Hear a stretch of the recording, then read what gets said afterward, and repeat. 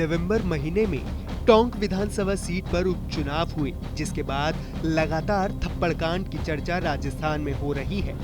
एक तरफ जहां लगभग 70 दिन से ज्यादा थप्पड़ मारने वाले नरेश मीणा जेल में बंद हैं, तो वहीं अब थप्पड़ खाने वाले एसडीएम अमित चौधरी की मुश्किलें भी बढ़ती हुई नजर आ रही हैं। दरअसल समरावता में थप्पड़ कांड के बाद चर्चा में आए एसडीएम अमित चौधरी पर एफआईआर दर्ज करने के आदेश दिए गए हैं। अतिरिक्त मुख्य न्यायिक मजिस्ट्रेट मालपुरा ने एसडीएम अमित चौधरी सहित 6 लोगों के खिलाफ दुकान ध्वस्त करने के मामले में पुलिस को एफआईआर दर्ज करने के आदेश दिए हैं। मालपुरा के राकेश कुमार पारिक ने मालपुरा कोर्ट में याचिका दायर की थी कि 10 अक्टूबर 2024 को बिना किसी कानूनी प्रक्रिया के किराए की दुकान ध्वस्त कर दी गई थी। मालपुरा उपखंड अधिकारी उस समय नगर पालिका के कार्यवाहक ईओ थे। राकेश पारिक ने ये दुकानें नगर पालिका से किराए पर ले रखी थी। कोर्ट से स्टे लिया था। एसडीएम और अन्य अधिकारी कर्मचारियों ने कोर्ट के आदेश की अनदेखी करते हुए कार्रवाई की थी।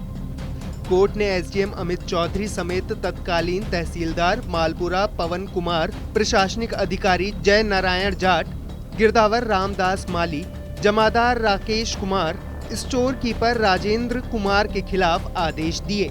बताते चलें कि नगर पालिका की एक दुकान किराए पर संचालित हो रही थी, जिसे 10 अक्टूबर 2024 को तोड़ दिया गया था। मालपुरा के पत्रकार और परिवादी राकेश कुमार पारिक के मुताबिक अधिकारी और ग्रामीण पुलिस फोर्स के साथ जेसीबी लेकर मौके पे पहुंचे थे। भवन पर न्यायालय का स्थगन आदेश होने की सार्वजनिक सूचना चस्पा थी। इसके बावजूद परिवादी की दुकान को अतिक्रमण बताते हुए ध्वस्त कर दिया गया था। परिवादी का आरोप है कि इस दौरान कानूनी प्रक्रिया न अपनाते हुए पद का दुरुपयोग किया गया है। साथ ही दुकान ध्वस्त करने के साथ ही फर्नीचर, नकदी और स्टैम्प पेपर को भी गायब कर ले जाने का आरोप है। परिवादी ने न्यायालय मालपुरा में एसडीएम अमित कुमार चौधरी समेत अन्य के खिलाफ कई धाराओं के तहत मामला दर्ज करने की गुहार लगाई है।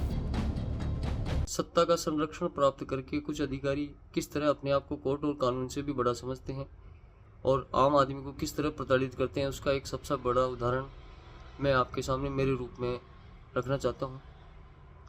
मालपुरा एसडीएम अमित कुमार चौधरी ने व्यास सर्किल पर नगरपालिका का एक चुंगी नाका, जो सरकारी भवन भी था, उसको बिना किसी वैधानिक प्रक्रिया के मेरे किराएदार रहते हुए ताला तोड़कर न केवल जमीन दोज कर दिया, बल्कि मेरे सामानों को गायब कर दिया। न्यायालय के स्टे के आदेशों को फाड़ करके फेंक दिया और इस पर भी उसका जुल्म रुका नहीं। उसने मेरे घर पर तोड़फोड़ कर दी। 80 वर्षीय मेरे माता पिता को धमकाया, मेरे खरीद शुदा प्लाट का पट्टा निरस्त कर दिया, मेरे खिलाफ एफआईआर दर्ज करा दी। इसके बाद भी लगातार मुझे परेशान और प्रताड़ित किए जाने का क्रम जारी है। बता दें कि देवली उनियारा में 13 नवंबर को उपचुनाव का मतदान हो रहा था।